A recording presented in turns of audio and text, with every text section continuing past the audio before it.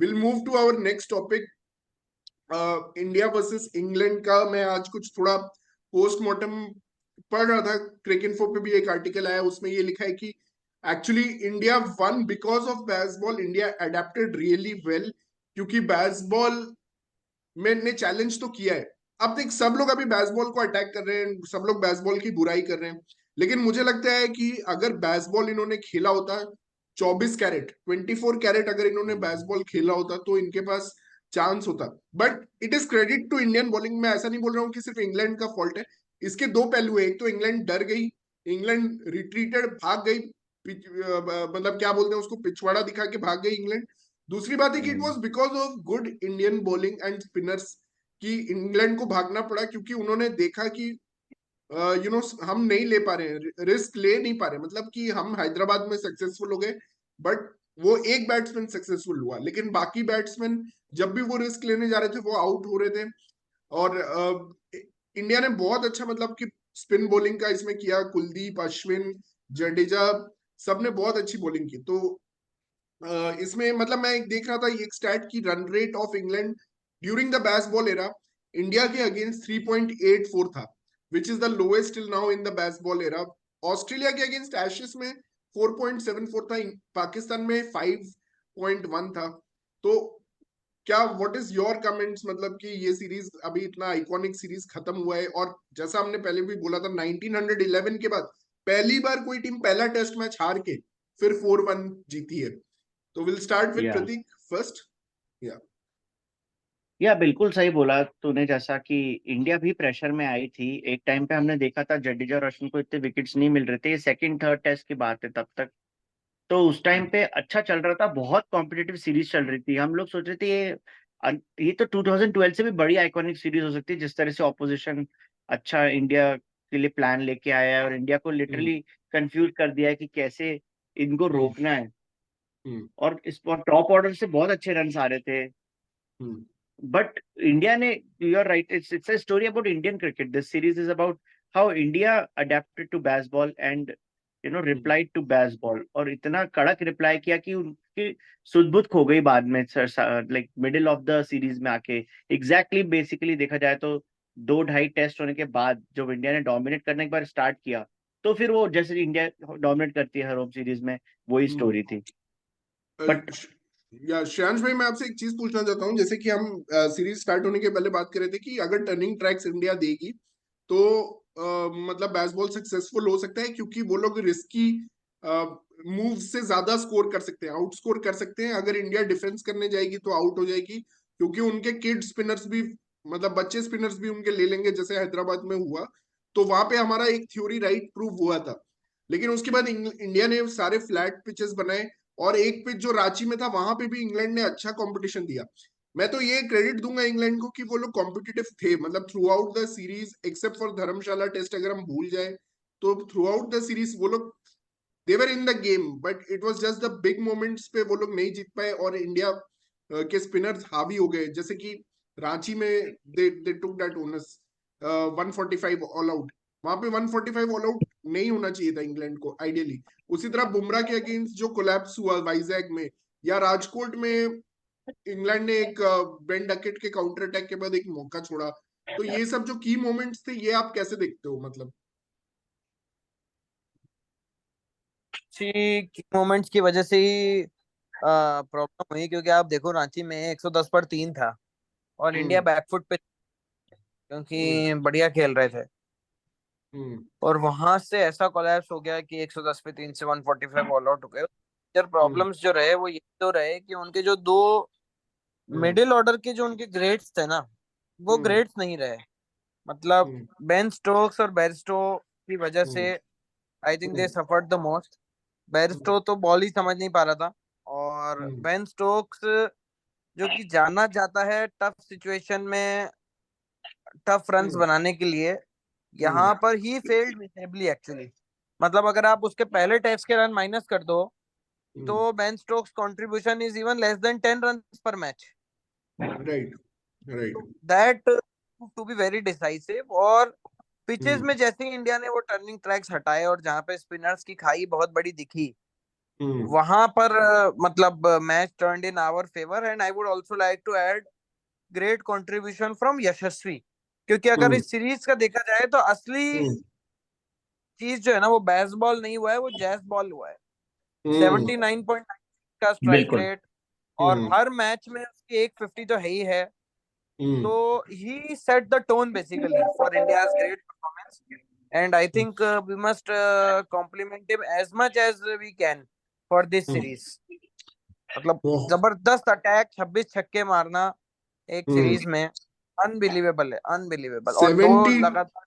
72 sixes India ने मारे, 30 sixes England ने मारे। तो आप सही बोल रहे हो, मतलब जैज बॉल रूल्ड, और उसमें 72 में से अगर आप बोलो तो 30 ऑलमोस्ट जायसवाल के अकेले ही हैं। और हाँ मतलब जितने इंग्लैंड के हैं, हाँ जितने उतने इंग्लैंड के हैं जायसवाल उतने के। अकेले जायसवाल के हैं। हाँ उतने जायसवाल के। और दूसरा मैं ये बोलना चाहता था कि बेन स्टोक्स का, ये मैंने प्रीव्यू में ही बोल दिया था कि बेन स्टोक्स और बेन फोक्स, मतलब एक बार हैरी ब्रुक जब आउट हो गया इस सीरीज से तो ये दोनों भाई बेसबॉल खेलते नहीं है। और ये प्रॉब्लम मैंने फोरसी किया था, मैंने पहले ही बोला था प्रीव्यू में, अगर आप देखो, या फर्स्ट डे के बाद जब इंग्लैंड 246 ऑल आउट हो गई थी हैदराबाद में, कि यार बेन स्टोक्स ऐसा ये नहीं सोच सकता कि मैं बस टेल के साथ ही मारूंगा जब मैं टेलेंडर्स के साथ बैटिंग करूंगा। अगर वो लीड कर रहा है इस टीम को एक फिलोसॉफी के साथ, तो उसको भाई अपना फिलोसॉफी करना पड़ेगा। ठीक है, अगर एक तुम्हें प्लेयर एंकर बनाना है, तुम बेन फोक्स है या जो रूट है, तो तुम उसको एंकर बना दो। बट तुम ऐसा नहीं कर सकते भाई, तुम पूरे शेल में हो और तुम बाकियों को बोल रहे हो being a leader of the team, वो भी तुम बॉलिंग कर नहीं रहे हो। जो तुम्हारा one of the main skills था, तुम उभरे उसी के वजह से थे, एज अ बॉलर तुम आए थे लाइमलाइट में। तो ये मेरा मेरा एक ऑब्जर्वेशन है। दूसरा है भाई कि India with all the absence ने ये दिखा दिया कि भाई इनके स्क्वाड में जब भी आप डेप्थ को यूटिलाइज करना चाहोगे ना, तो भाई डेप्थ खड़े होके दिखाएगी कि वो क्या है। ध्रुव जुरेल, आकाशदीप, मतलब ये लोग कहीं कहीं भी नहीं थे, ये लोग इस टेस्ट स्क्वाड के आसपास। मतलब जैसे आपके नटराजन और उस समय वाशिंगटन सुंदर थे, नटराजन थे, नवदीप सैनी और कार्तिक त्यागी, ये लोग थे गैबा टेस्ट के टाइम। तो उसी तरह इस टेस्ट में अगर आप देखो आकाशदीप, इस सीरीज के पहले कोई नहीं जानता था कि Akashdeep is a good test bowler, मतलब टेस्ट में अच्छा कर सकता है। हमने आरसीबी में देखा था, बट उसने ऑफकोर्स इंडिया ए के लिए परफॉर्म किया, इंग्लैंड लाइंस के लिए। हम नहीं जानते थे कि ध्रुव जुरेल इतनी अच्छी बैटिंग कर लेगा, ऑल्दो हम उसको शुरू से बैक कर रहे थे। तो ये जो चीजें हैं, ये दिखाती है कि इंडियन टीम में डेप्थ बहुत है। और शायद हम कुछ ज्यादा ही अपने लेजेंड्स के लिए पॉजिटिव हो जाते हैं कि भाई नहीं, कोहली को तो खिलाना है, केएल राहुल को खिलाना है। Maybe if we go ahead, मतलब कि जैसे अब हम गए ना पुजारा और रहाणे के बियॉन्ड हम गए, तो हमने देखा ना कि शुभमन गिल भी कर सकता है नंबर 3 पे बैटिंग। ऑल्दो उसने स्ट्रगल किया, बट लास्ट में उसने पूरा डोमिनेट किया और स्लेज भी कर दिया, मतलब इतना फ्लो में आ गया वो कि उसने मतलब कि पूरा अपना डोमिनेशन दिखाया एक तरह से, वर्बली स्किल वाइज सब कुछ दिखाया। तो मतलब यही बात है, ये बात पे आप क्या बोलोगे श्रेयांश भाई? Prateek, I don't know if you are there.